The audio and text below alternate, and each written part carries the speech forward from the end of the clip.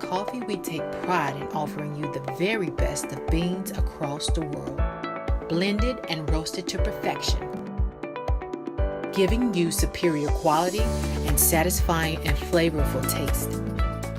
Experience the world in one cup with Earthblend Coffee. To order, visit earthblendcoffee.co now.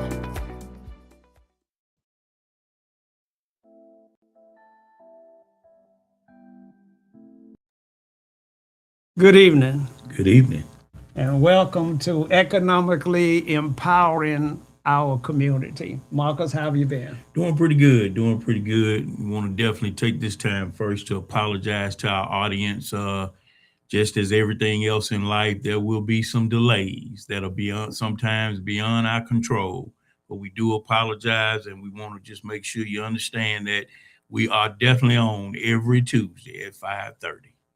Definitely on every Tuesday at 5:30. You know, Marcus, I was a 10-month baby, so I understand delay. And so, you know, things happen. With all the delays in the airline industry right now, this should not be a problem. Should not be a problem. That's right. Marcus, I think we are gaining some traction out here in the marketplace and in the cyber world. And what are you hearing? I'm hearing positive things. Right now, this community want facts, they want truth, and they want real conversations. And I think that we're getting a lot of support because one thing we are doing, we are giving facts, and we're having real conversations, uncut. And we're not, we're actually, again, as I always say, we're peeling back the layers, and we're having real conversations about real issues in this city. Yeah, it's uncut and unedited, so it's raw, and we bring it to you from our hearts. And so the discussion is going to be lively. We will make some mistakes from time to time, as anybody will. And if that occurs, then we'll come back and deal with that. But for right now, though, I want to make certain that all of our fans out there that are watching us on Facebook, share this program with your friends and family, send us stars, and subscribe. Hit the notification bell so you won't miss any of our shows. Those of you that are watching us on YouTube, subscribe to the program. You know, our subscription rate is growing each and every day, and we want you to be a part of our family and want you to have access to this information that you won't get anywhere else. Enjoy all of our reels on Instagrams, our shorts over there on Facebook, and reels over on YouTube as well. We also welcome our TikTok family. All of our reels are over there, and you're getting quite a few views.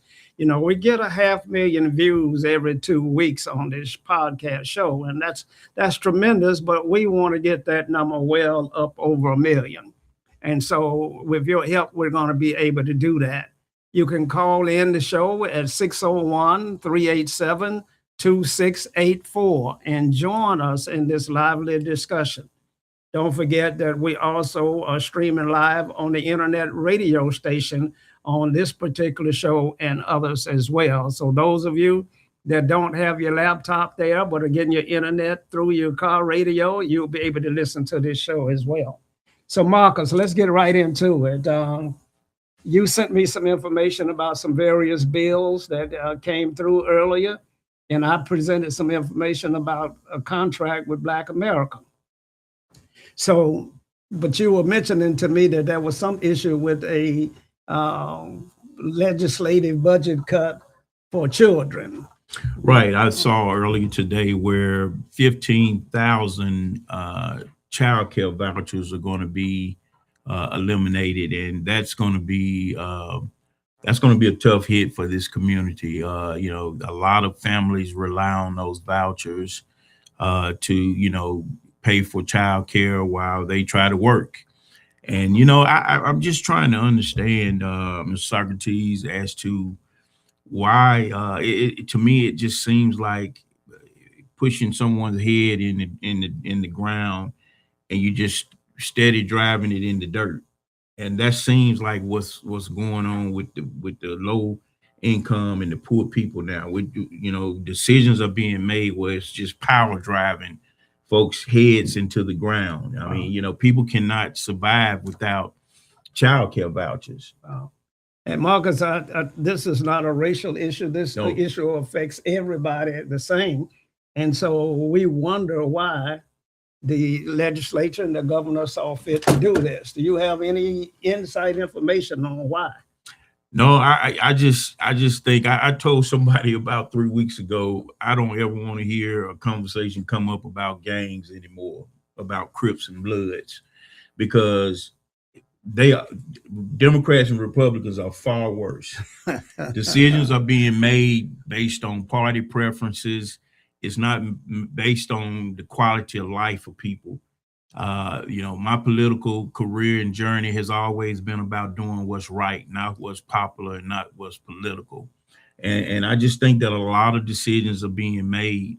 I made a post earlier today about the city of Jackson having to pay $219,000 for injuries due to potholes. And, I basically was saying, this is what I meant about in order for Jackson to rise, it's got to be, again, like a suit and a pair of shoes. It's got to match.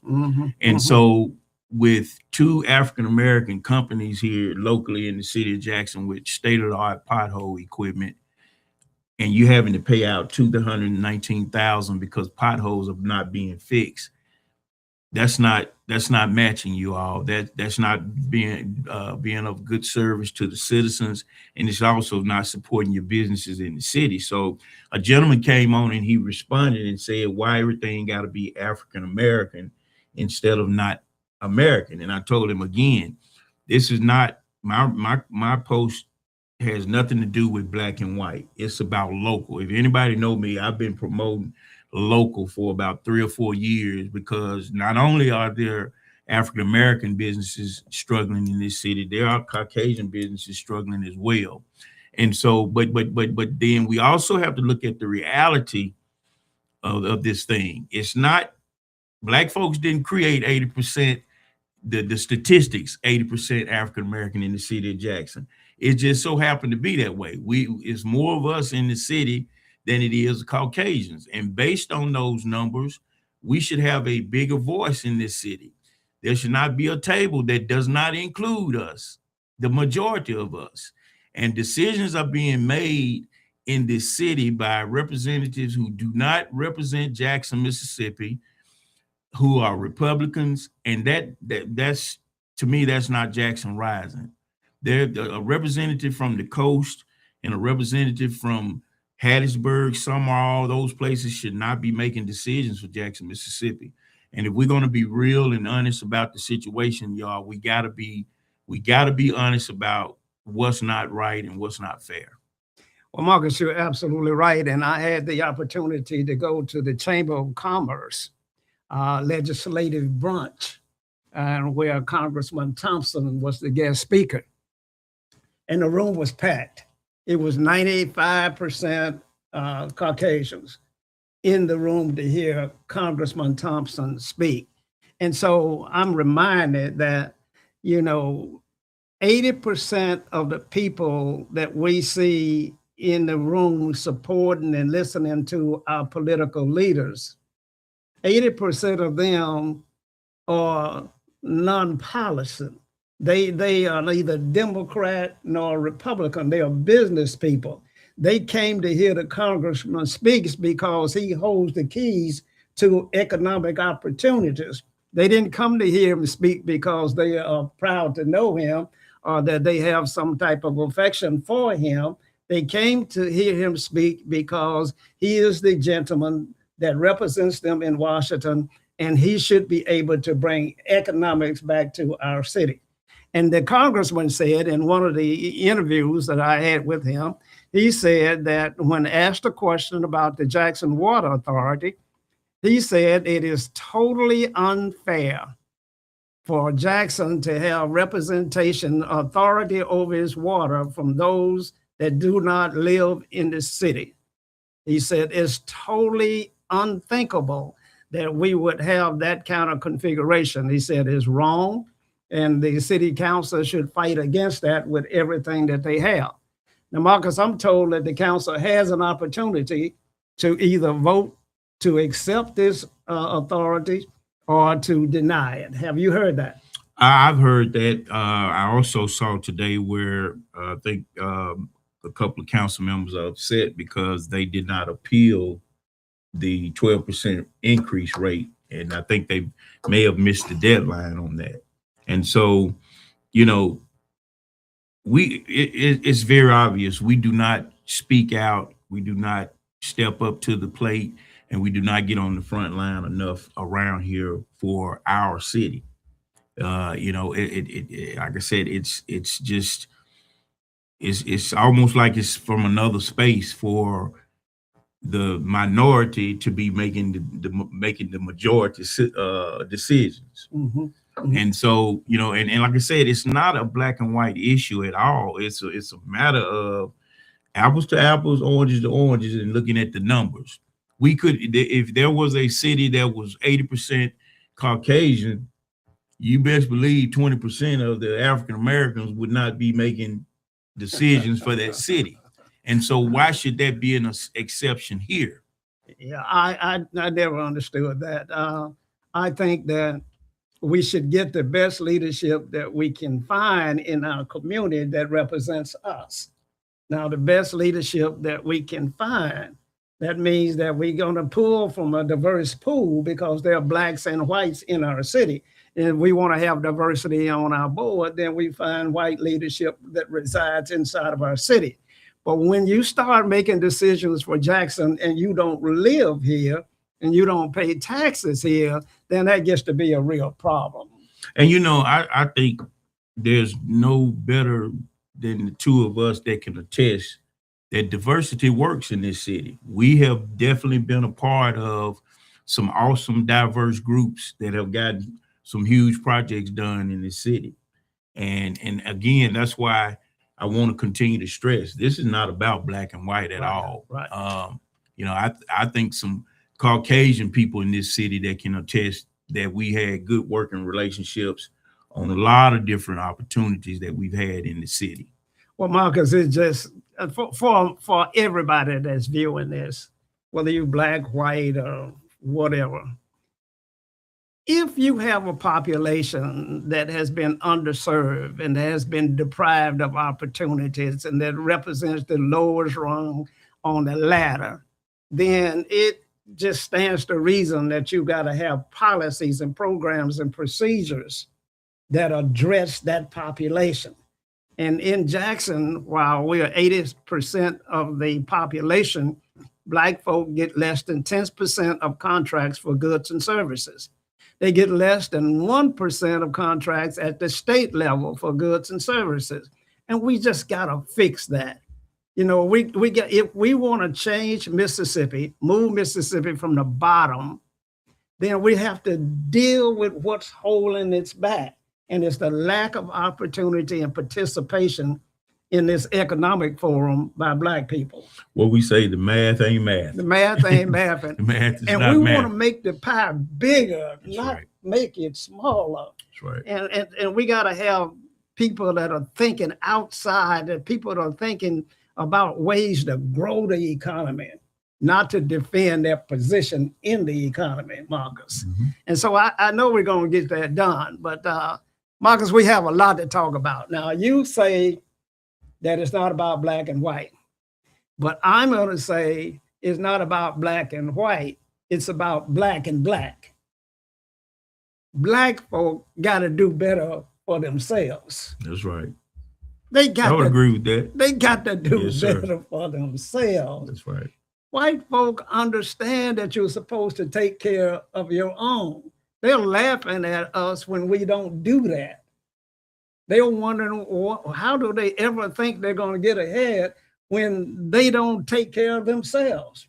I remember I called on the governor once and I told him that I was fussing about the lack of opportunities, and he sent me over to see a fellow, and the fella didn't take my call. He didn't sit down and talk about that discussion with me.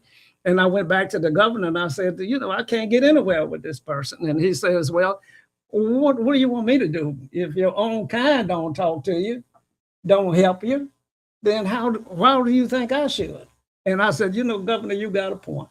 And that could be as a teacher writing on the chalkboard, that could be the first thing that we discuss. Leaders got to first answer the phone. You got to first answer the phone. You got to first take my call, because if we can't get our calls returned or taken or set meetings, it's impossible to even understand what we're talking about from the start.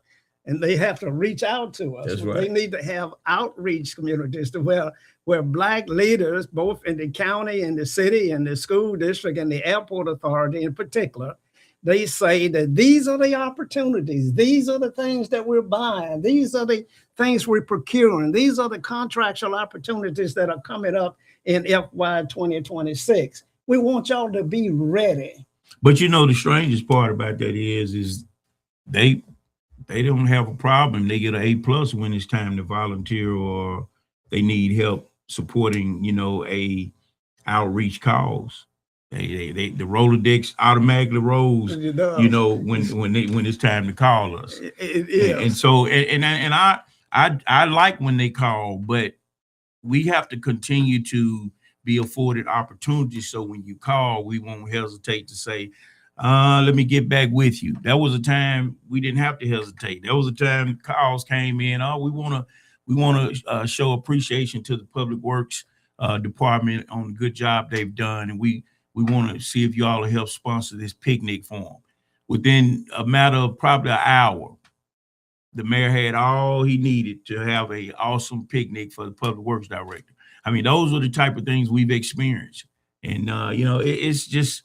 We got to change. It's time to change the game. It's time to change the game. We're going to go to a commercial break. And when we come back, we're going to highlight a list of things that African Americans must do. We call it a contract with Black America. Stay tuned.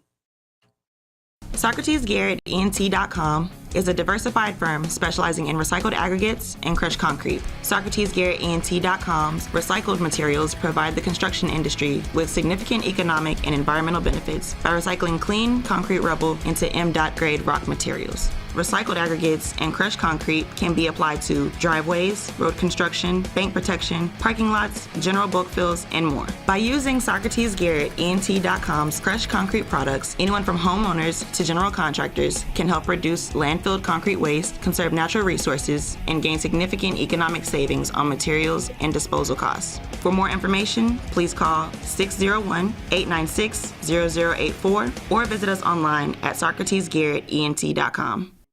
Have you had your Earthblend coffee today? At Earthblend Coffee, we take pride in offering you the very best of beans across the world, blended and roasted to perfection, giving you superior quality and satisfying and flavorful taste. Experience the world in one cup with Earthblend Coffee.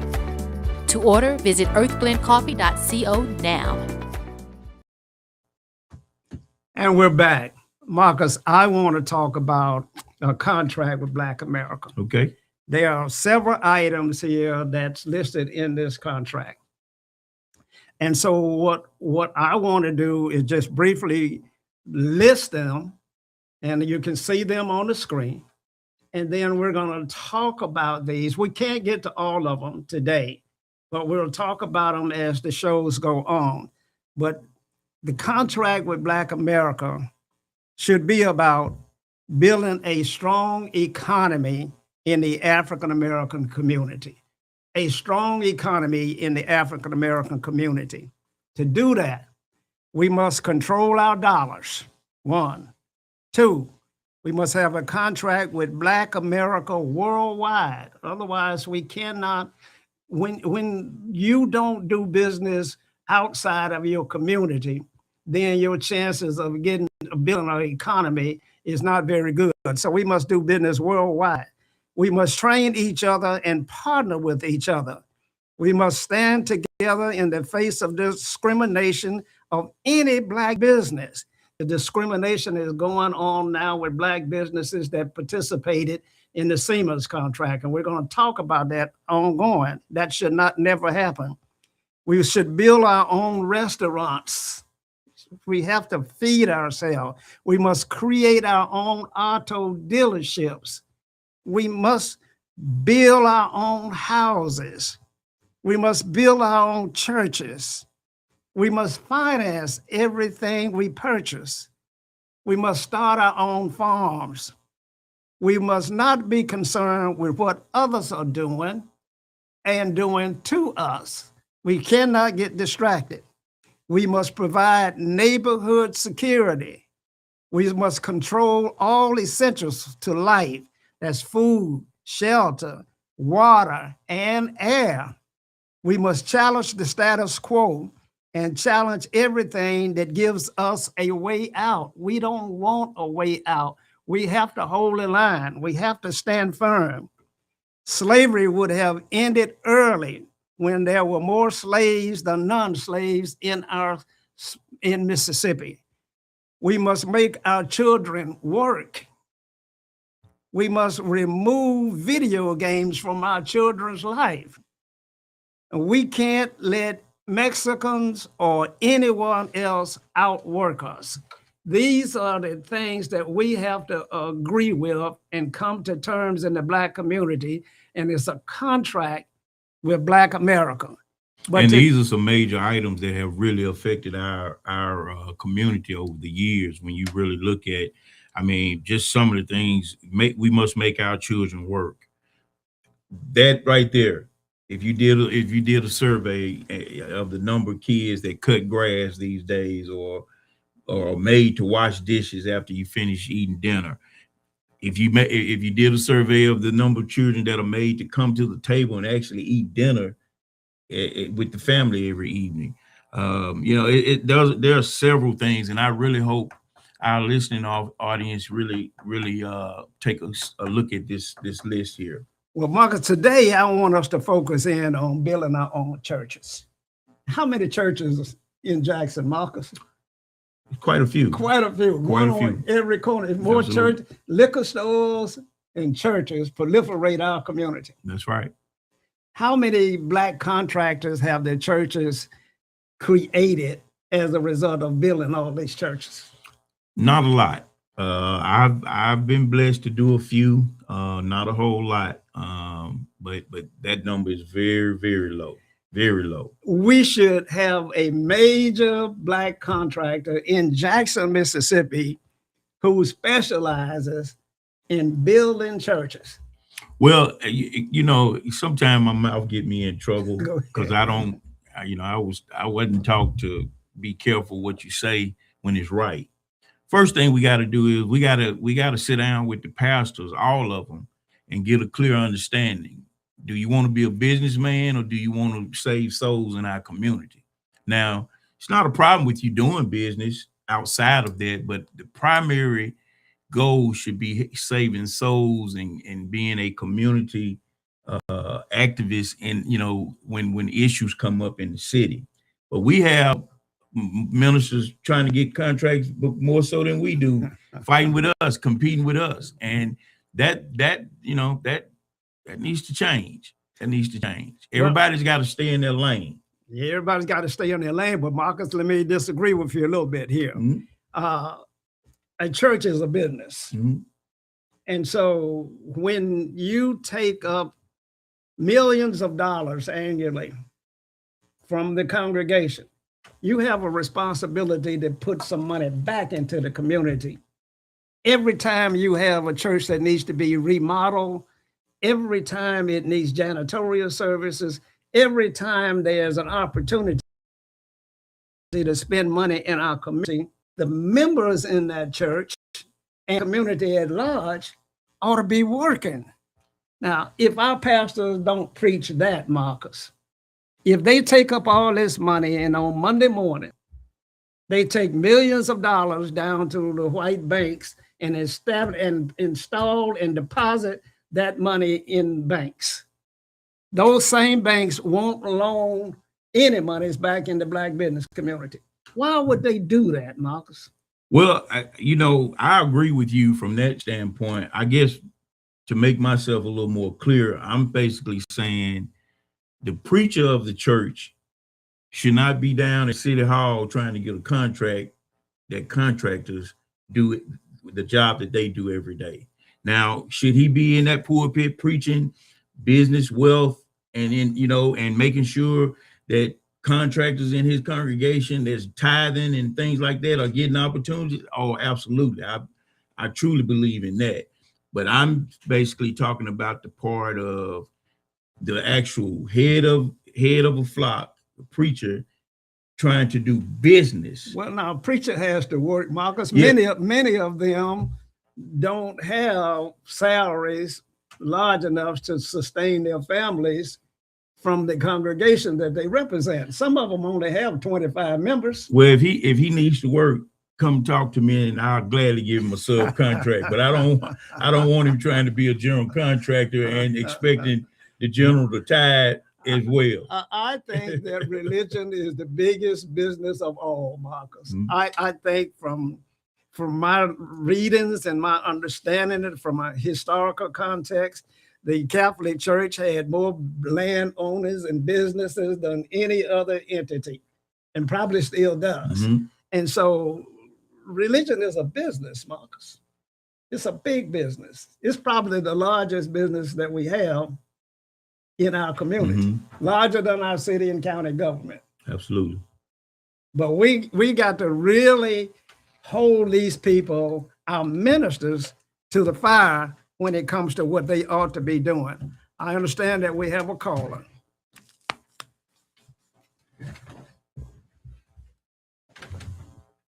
Caller, can you hear me?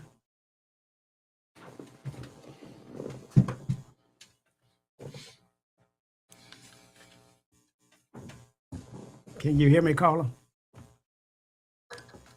Engineer, you have to put the caller through.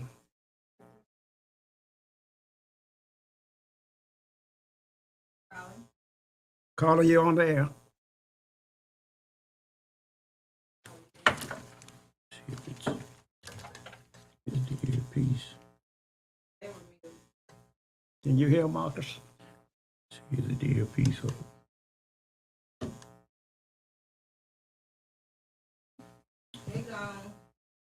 They gone? Okay. Call back and let's work on that a bit, engineer. It wasn't on our end. It wasn't. But what I was saying is that we have to hold our ministers to a higher standard. They must deliver for the community. I mean, you got to have some heaven here on earth. And when you're the poorest city, the poorest state in the nation, and you're African-American business trying to feed families, not your family, but all of your employees' family, then they ought to be sensitized to that. How many calls have you gotten this week from a minister about a project? Not one. I haven't got one. I haven't got one this year. Not one. All of them my friends. How can they be my friend, Marcus, if they don't call me with an opportunity inside of their own house? Would you consider that a friend?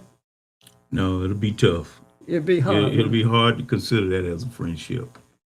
So, and I don't think they get it.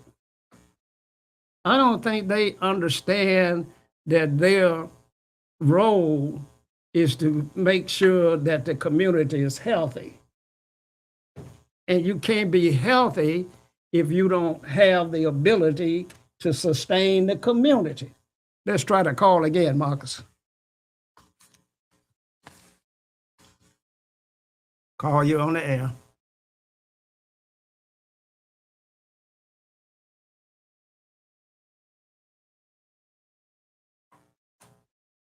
Caller, you on the air.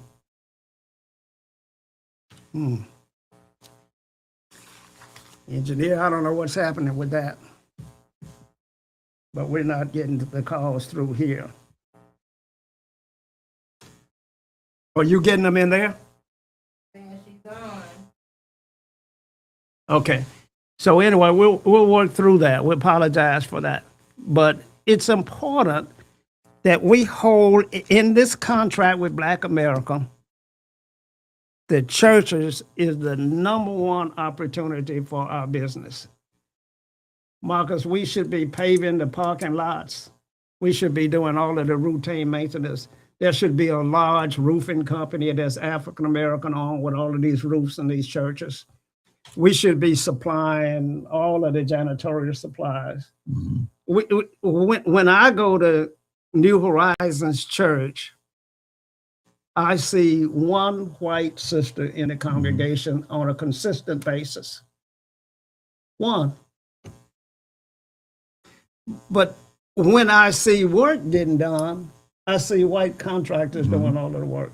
And you know, let me I stand to be corrected. You mentioned parking lot just then. I did get a call from a church this past week about looking at their parking lot. So right. I have to at least correct let's that. Give the minister a shout That's out. Right. Then. Who was that? Reverend Stanley Smith. I got to give him a shout out. Reverend Absolutely. Stanley Smith, we are so proud of you. Yes, absolutely. We're so proud of you. Absolutely. But I didn't get a call from my Bishop Henry Joseph, and I didn't get a call from my Bishop Ronnie Cruder. I didn't get a call from my home church up in Farm Haven or the Church of God on Center Street. I didn't get a call, Marcus. I didn't get a call from all of my friends that are pastors. Something wrong with that. Something is definitely wrong. In the contract with Black America, we gotta say that every opportunity that I have to put dollars in the Black community, I'm gonna take it. I'm gonna take it.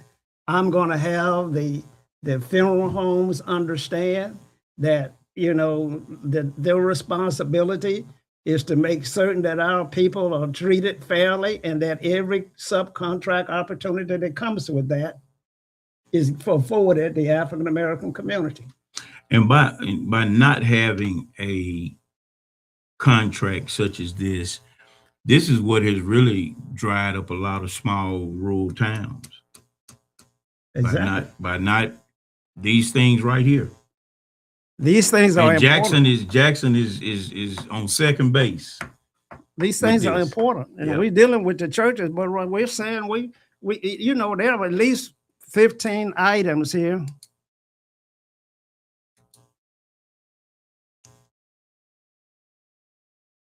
There are 20 items here that's in this contract. 20 items. And inside of this contract, we got to get our preachers to sign the contract. Marcus, we're going to be presenting the contract to ministers. If you agree as a pastor that these things that you saw on the screen are important, then sign the contract. Absolutely. I'm with you on that. Then we're going to be just like Paul Revere. We're going to go from door to door. Oh, yeah.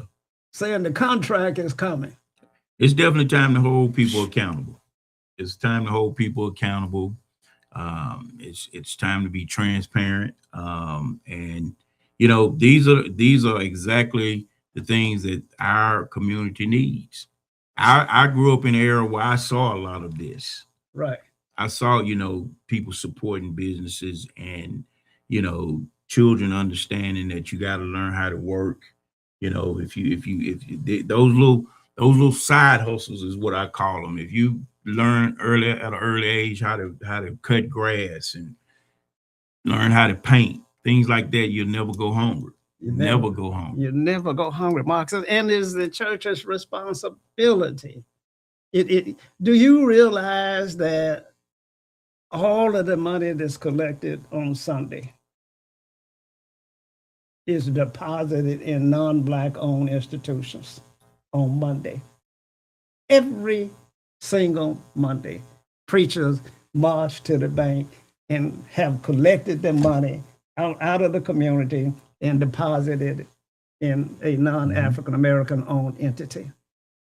Marcus, that's worse than Caesar was back in the day when he was taxing everybody. What he said, you know, when they asked him, what about Jesus? He said, render unto those things that belong to Jesus, but give me my money. You know, that's what he said. Mm-hmm. And so our preachers are collecting this money and they're giving it into other folks' community, and our community is starving to death. Around the church looks bad.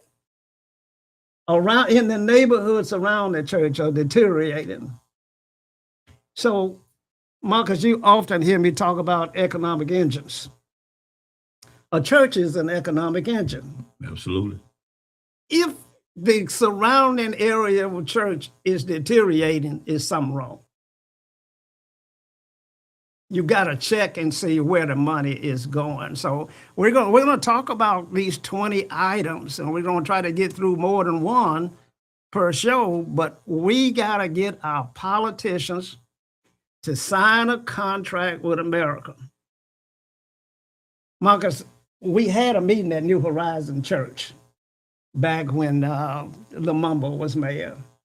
And we presented them with a contract with Black America. I was there, I remember. Were you there? I was there. Some of them were eager to sign. Some of those jokers didn't like the concept. And when you're in a leadership position and you don't like the concept, it tells you there's something flawed. I think that we should do that again. I think we should invite the leaders of this city on local, state, county level, the superintendent, school system, anybody that's in a leadership role that controls a purse. I think we should invite them to a meeting just like that and sign a contract. We got to hold feet to the fire. You know, with the information that I sent earlier showing the 26 million that the city is about to get, and it itemized as to what they're going to do with that money. I think 13 million may go to nonprofits for parks that deals with recreation, art, and education. Well, African-American businesses, well, no, let me back up. Local businesses in this community should be at that meeting. So when we sign that contract, they understand. Now, this is up to you to go after this. That's one thing that used to happen, if you remember, back when Mayor Johnson was in office. They used to actually have seminars or meetings where they forecast and let businesses know what was actually coming down the pipeline. And he challenged us to go outside of Mississippi if we needed the extra artillery, which leads to, I think, the line item you said, we must do business. We must have a contract with Black America worldwide. That gives us an opportunity to go outside and partner up with folks and bring them back. Nowadays, we allow them to come in Jackson and decide whether they want to do business with us. But we need to cut them off at the city limits and say, hey, we're going to bring you to town. Yeah, and absolutely. When I say we got to do business worldwide, that means also that Mississippi is ground zero. This is the base. This is where they all from. So, Mark, you got to reach back and say that I'm going to reinvest in the brothers and sisters that are trying to hold a line in Mississippi. So Herman Russell over in Atlanta needs to give me a call. He needs to give me a call. My boy up there in Memphis, Tennessee, that's doing the professional work right now. Michael Michael Hooks. Hooks. Yep. Needs to give me a call. Yep. You know, Well, you know, that happened when Harold used to call us Underwood from Houston. CDM. Yeah, all of those guys, it was like before they came into the city, they did their research to find out who are the players in the city who can actually move the needle. And we met and we had good dialogue. We even created back then, you remember, we created I forgot what we called it. It was almost like a retreat where we picked a city and we invited mayors, several different mayors in. And that day we talked about different issues and opportunities going on in their city. I can't remember the last time we did any of that. It's been a long time. And I know Camp Teresa McGee and those big engineering firms would sponsor events, and they would do outreach, and they would say it's important. They realize that they can't come into a city, extract all of the wealth out, and leave the local residents and the businesses there in worse shape than they came. And that's why we have an issue with firms like Wicker and the firms that are in here now working under Jackson Water Authority with Ted Hennepin. We have issues with them because they don't reach out to the local community. Right. As a matter of fact, when you approach them, they'll tell you one day that they have opportunities for you. The next day, when you go back, they don't even know your name. That's right. Wonder what happened in that 24 hours. Somebody made a call. Somebody made a call. Somebody made a call. And I wonder who could make a call. Who can make such a call? It couldn't be a Black person that would make such a call, could it? If we exercise the African American muscle that we have in this city, whether they made the call or not, it would not work. It would not work. And you know, if they can say what they want to say about Harvey Johnson, it did not work under his leadership. He was strong mayor in the footstep of Maynard Jackson. Yep. And I tell them all, we don't have to reinvent nothing. The playbook has already been prepared for you. All you got to do is open it and follow it. Yep. Maynard laid it out. Harold Washington laid it out. Harvey Johnson laid it out. Yep, the Westin Hotel and Iron Horse Grill wouldn't have never happened if African Americans were not a part of that opportunity. And it shouldn't have happened. Yep. And so we got to hold our politicians, we got to hold our church leaders accountable. We said that we're going to do report cards on our politicians. Yep. We're going to be grading them at the end of the quarter.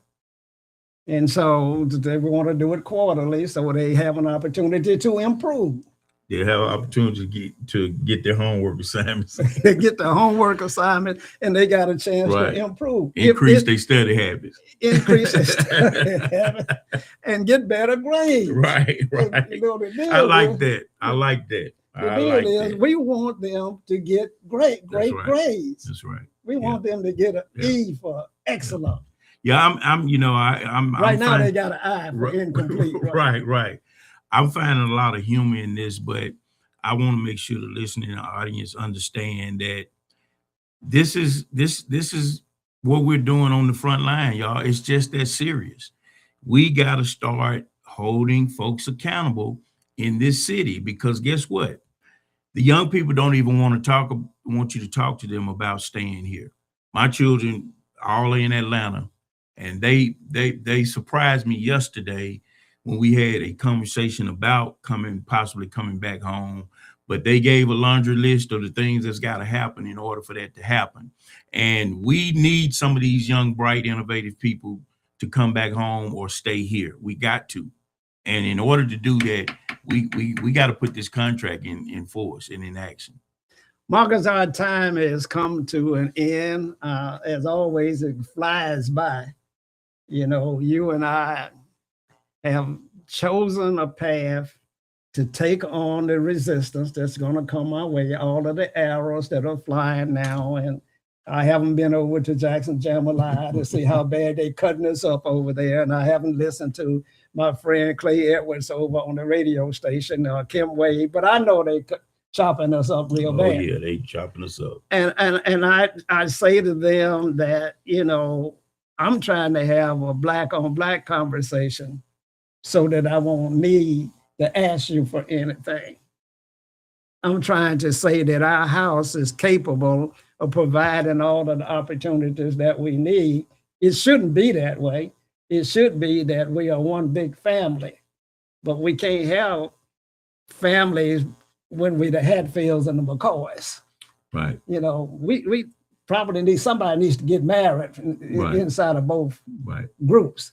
Yeah, as long as when people understand that what we're doing is all about doing what's right and not what's popular and political, things. It's a wonderful thing when we all can get on one accord.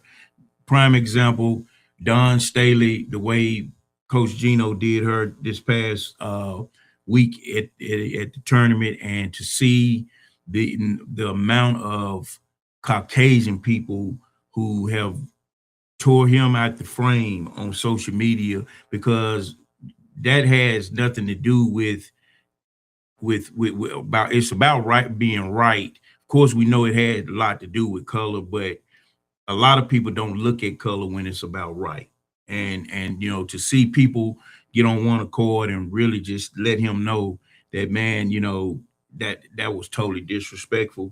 Same applies to these type things here. It's just about doing what's right and being right. And in a 80% African American city with 20% making the decisions, y'all know that's not right. It's not right. It's not right. It's not right. So we want you to be a guest on the show. Contact us at webelieveplatforms@gmail.com. Tell us that you want to be on the show. We're going to correct the call-ins. I don't know what happened with that this evening, but we'll deal with that. But we want your participation. We don't want to be the only two on the front line. There are brothers and sisters out there. And when I say brothers and sisters, they're not all black. Brothers and sisters, white persuasion, Hispanic persuasion are all welcome. The fight is real. The time is now. Les McLemore, when he was president of city council, he used to say to me, said, if not now, then when? If not you, then who? We've chosen to take this on the behalf of the business community in our local cities and counties. And I want to leave you with this. God sees one color, and that's neutral. That's all I have to say. Until next time, we want y'all to stay safe, and good night. Good night.